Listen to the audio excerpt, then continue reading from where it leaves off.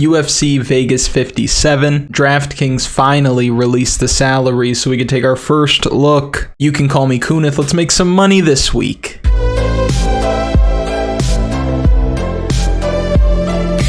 DraftKings took forever to release the salaries. No sense of urgency. Albert Duraev level of urgency. But finally they did. Here we are. We're ready to have another great week. Last week I know a lot of you guys won not only in your DraftKings contest, but also hit some straight bets and parlays based on what we went over in these videos. Good job. And shout out to Natalia Silva, man, for making the gang a bunch of money. I appreciate that. And anybody who told you that Jasmine Jasdavicius was obviously the play, they don't know what they're looking at. But for a DraftKings perspective, we have an awesome card this week with a lot of sneaky spots on it that I want to get into with you. We're not going to waste any time. Right up at 9,500, right at the top of the slate, we have Umar Nurmagomedov.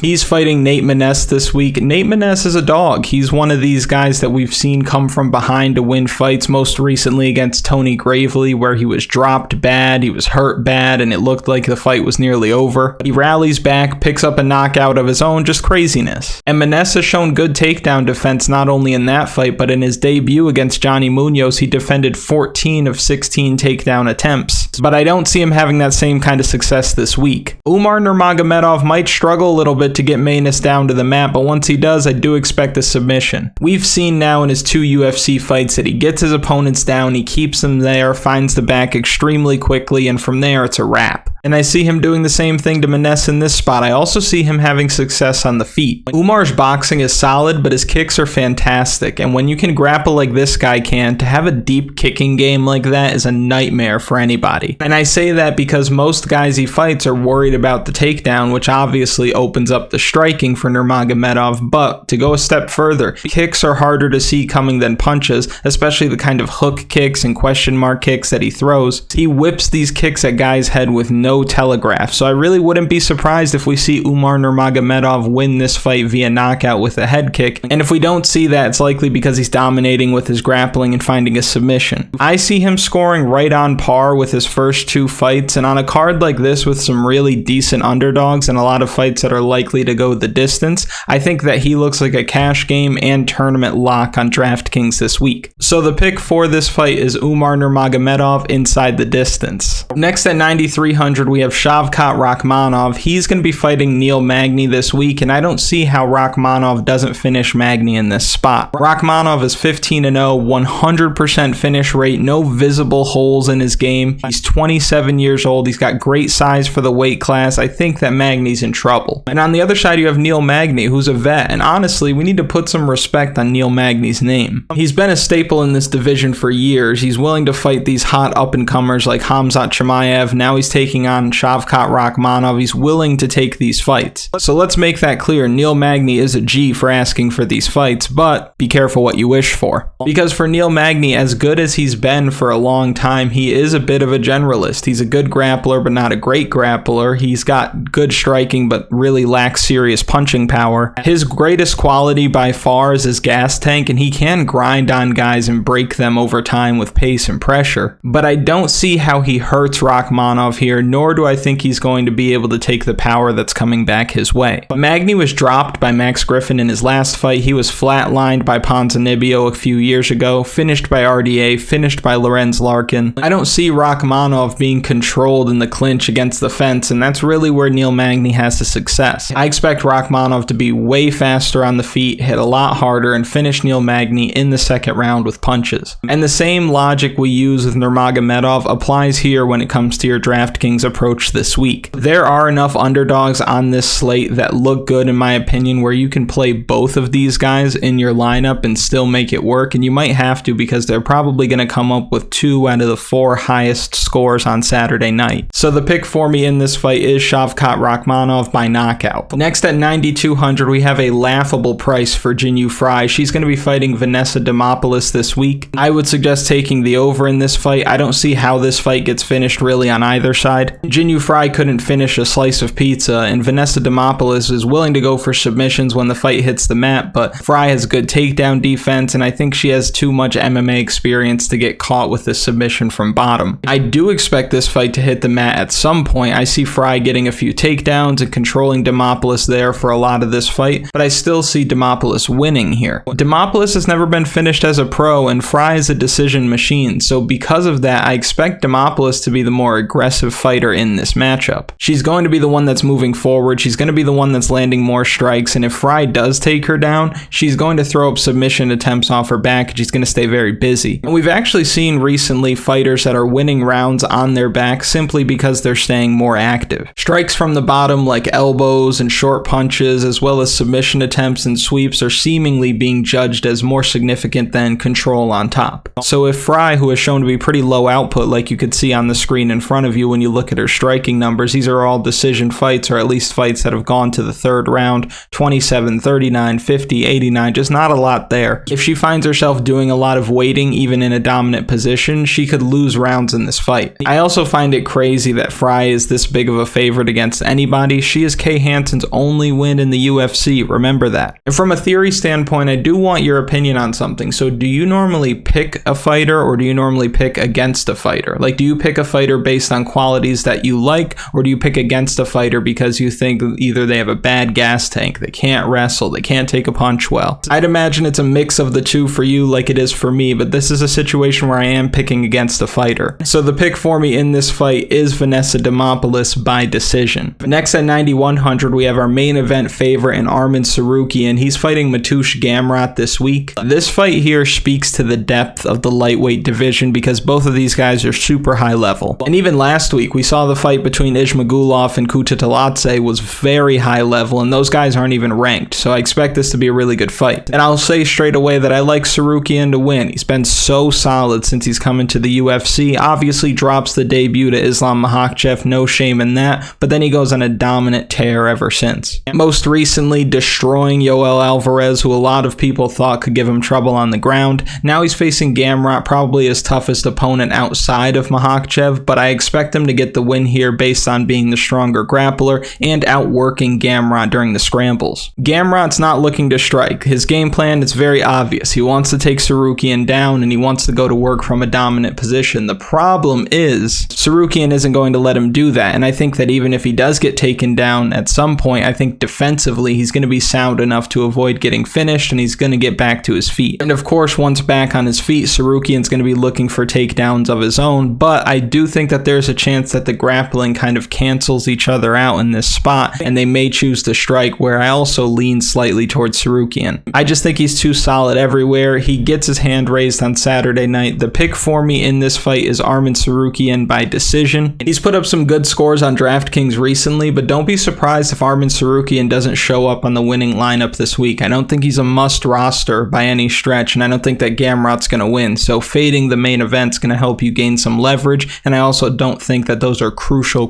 points this week. I think both of these guys are going to have success if Tsarukyan wins 3-2 on the judges' scorecards and only secures 3 takedowns throughout this whole fight. You're looking at a situation where he definitely doesn't show up on the optimal lineup, and we'll talk more about that when we build lineups in the final picks video, but just keep that in mind. You might not necessarily need this guy. Next at 9,000, we have Thiago Moises. He's fighting Christos Giagos this week. For Moises, you might like the grappling on paper. He gave a good effort against Islam Makhachev in spots, even reversing a position and ending up on top at one point, but to me, I'm really not all that high on him. He's very low output, historically very low output on the feet. He doesn't have great takedown defense, and he tends to get outstruck. If we look back on some of his fights, he was outstruck by Yoel Alvarez, he was outstruck by Bobby Green, Michael Johnson, Damir Ismagulov, Beneil Dariush. So he's been nearly outstruck in almost all of his UFC fights, and he's been taken down in many of them as well. On the other side, you have Christos Giagos, who has had mixed results in the UFC as well, but he's fought the likes of Gilbert Burns, Chris Wade, Charles Oliveira, Drakkar Klose, Arman Tsarukyan, so he's fought some of the best fighters on the roster, and of course he's fallen short to them, but in his other fights he's looked great. And what I like about Giagos is that he gets a lot of takedowns, throws a lot of strikes, he's hunting for submissions, and I feel like this is a spot where he can actually look good and get back into the win column. Here's the thing, Moises seems to be a little flat when these fights start. And if he's flat at the beginning of this fight and loses the first round, drops the second round, or it's close, I don't see him having the finishing ability late in the fight, late in the third, to be able to get the win back if he drops the first 2 rounds. I feel like this is a spot where you'll look at the odds, you'll look at the price tag, you'll look at the name and immediately think, well, Thiago Moises should probably win. But I'm really not sold on Moises. He doesn't do too many things that are all that impressive in my opinion, and I think that this is a solid spot for Christos Giagos to get a win, and you're going to be doing it down at 7,200 on a guy who's probably not pulling all that high of ownership. So the pick for me in this fight is Christos Giagos by decision. I think that he gets the takedowns. I think that he just out-hustles Moises, and again, I don't think that Moises is going to be able to fight well from behind. And those are the plays above 9,000. Now, before we continue, just so you know, I'm going to do a trial run for the gloves contest for UFC 276. So this week, we are going to host our first private contest. I'm going to create the contest. I'm going to send invitations to all of you that I've already got on DraftKings. If I haven't added you, I didn't see the comment, or maybe I just missed your name, I'm going to put my name on the screen, and what I want you to do is send me a request on DraftKings. You just go to where it says social, then you'll see a bar there. You can type in my DraftKings name, which I'll show on the screen, and then you'll be able to find me, add me as a friend, I'll accept you, and then I'll send you an invitation to the contest. Next week, there are 2 title fights on the line and also the right glove. Winner of the contest, I will mail it to you. We'll work out the details after you've won the contest. If we have a tie, then we push it. Make sure you get your spot ASAP because we do have 200 spots and a lot of you sent in your name, so make sure that if I do send out this invitation,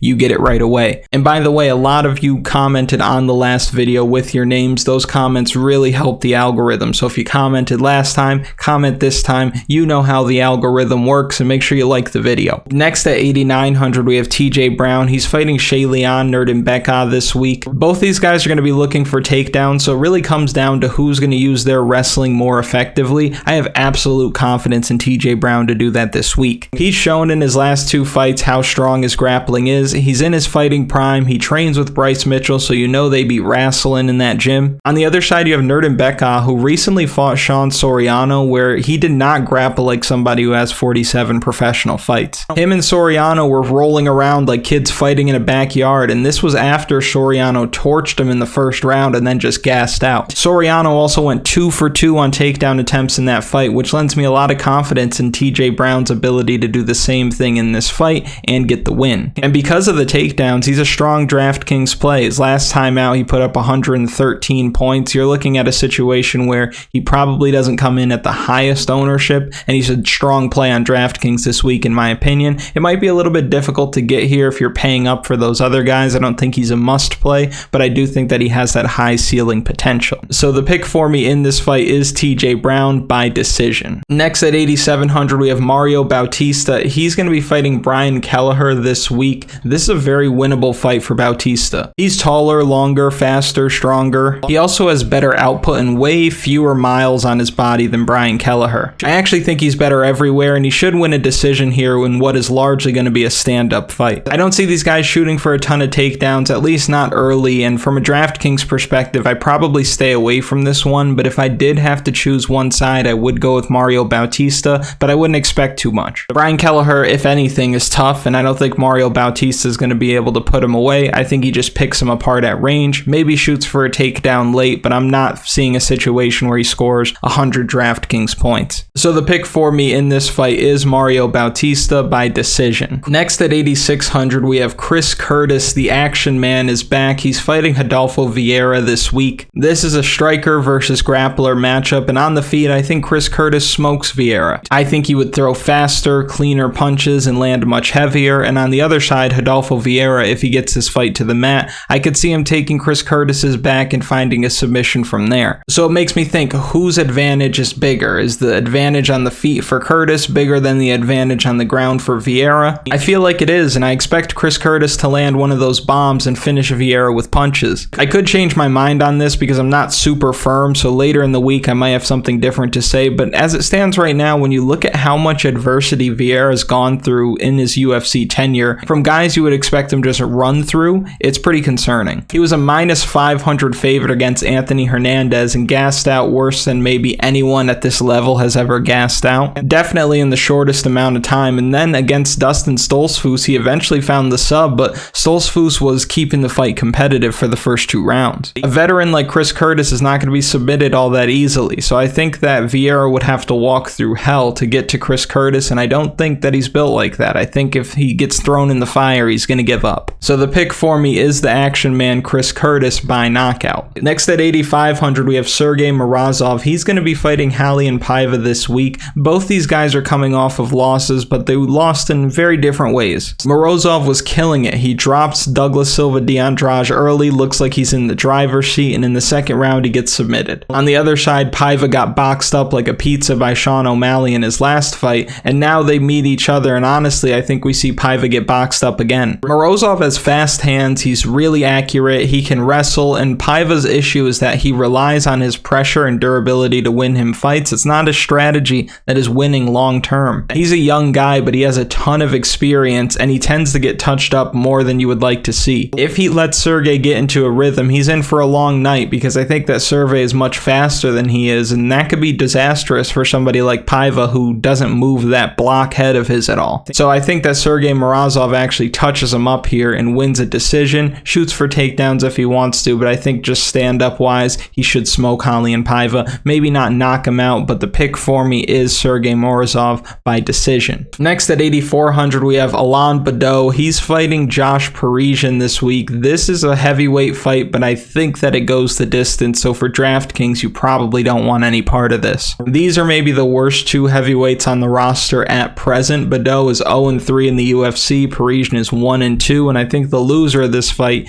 gets cut, and I have a hard time choosing the lesser of 2 evils here. It's like my choices are garbage or trash. Y'all finished or y'all done?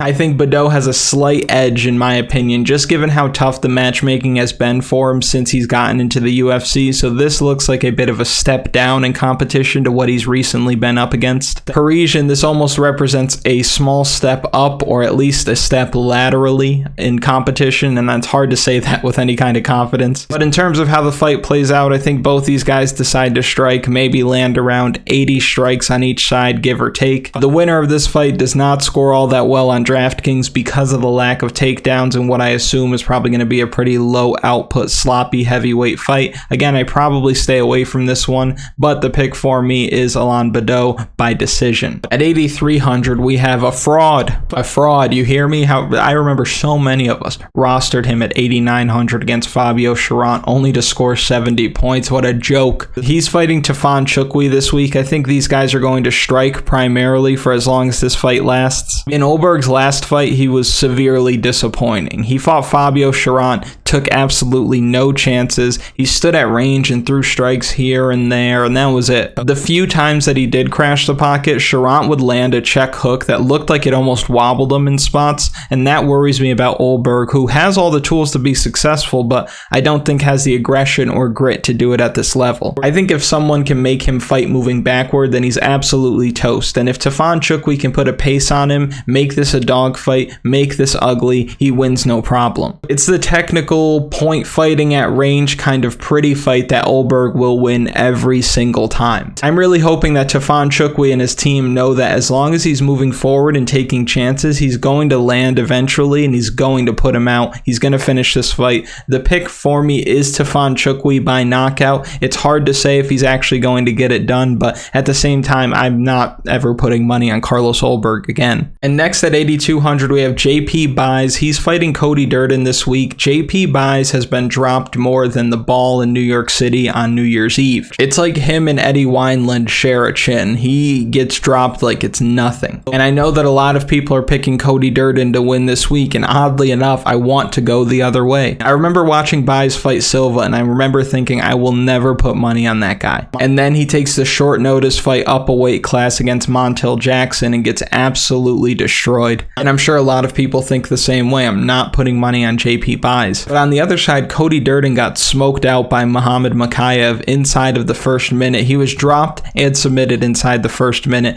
Absolutely nuts. So I really don't know. I really don't know what side to go with, because on one side you have JP Buys, who looks lethargic in there, and on the other side you have Cody Durden, who just doesn't fight all that well at this level. I think more people are going to be willing to play the Cody Durden side, who can get taken down, who isn't great in one specific aspect. If he does want to win this fight, he's probably going to try to wrestle Bays, but at the same time, if Bays can win some of these exchanges, he can scramble, he can out hustle him, he can get on top, he could win this fight, and who knows, he might even score a decent amount of points if he's getting takedowns of his own, coming in at very low ownership, because again, this guy, I don't think anybody wants to touch him. So I'm actually going to go out on a limb here. I'm going to take a chance. JP Bays is the pick. I'm going to say by decision, but I do think that he scores a decent amount of points if he's able to get that wrestling going, and he's going to come in at sneaky low ownership. And I'll quickly go over the plays below 8,000. If you haven't already, like the video, subscribe to the channel. We're almost at 1,000 subs. I don't get anything at 1,000 subs, but it'd be nice to reach that milestone. And comment something for the algorithm, because last time you absolutely crushed the comments. Love you for it. Now, these plays below 8,000, we have again Cody Durden, who I just am not all that high on. He's going to be shooting for takedowns, but at the same time, I could see him getting submitted in this spot. So I'm not looking to play Cody Durden at all. Tafon Nchukwi, I think Tafon Nchukwi totally can win this fight. I think as long as he's aggressive, he's throwing a lot of strikes. If he throws up 145 or 159 strikes, he's absolutely going to win this fight. Josh Parisian, no. Raulian Paiva, no. Rodolfo Vieira, he's interesting. I do think that he has a clear path to victory. I think we all understand that, but I think most of us will go the Chris Curtis route. But this is a man who has all the tools to be able to get it done on the ground. It's just a matter of if he's willing to take that offense that's coming back his way. I'm not so sure that he is, but he's not the worst play below 8,000 by any means. Brian Kelleher, this is going to be a tough fight. This is going to be a close fight, and with the way that the judges score these contests now, you have no idea who's winning by the end of it. So if this does go to the scorecards, he could get his hand raised, but my worry is that he doesn't score all that many points. Brian Kelleher is pretty limited. He's at a height and reach disadvantage, and I don't know if he has the tools to put together a dominant performance against Mario Bautista this week, so I probably stay away from him in this spot, but he's again just kind of like Rodolfo Vieira, not the worst play below 8,000. Nuerdanbieke, I'm really not interested. Giagos, I think, has a real shot at winning. I think he's going to be heavily slept on. 7,200 makes a lot of things work with your lineup, and we're going to build lineups later in the week, so you'll see how we work him in there, but don't be surprised if this man starts getting takedowns, wins 2 rounds to 1. I think Christos Giagos by decision, by split decision, could really shake things up on this slate. Mateusz Gamrot, I mean, this guy's way too talented for you to overlook him at this price. Obviously, he can win. He's very talented. He loses the split decision here, but you could have made the argument that he won that fight. No matter what he scores, if he does win, he's in a good spot, especially with 5 rounds to work. So this is probably going to be one of the guys that we talk about in the value plays later in the week, because I don't think you can overlook him at 7,100. Vanessa Demopoulos absolutely wins this fight in my opinion. Jinh Yu Frey is not somebody you want to bet on, especially up at that price, especially at her current price tag on your sports book. Magny gets smoked out. Nate Maness gets smoked out as well. If you have made it to this point in the video, thank you so much for watching. I really do appreciate it. Make sure you like, comment, subscribe, and I will see you later in the week. And make sure that you add me on DraftKings if you haven't already, because I'm going to send out those invitations very soon.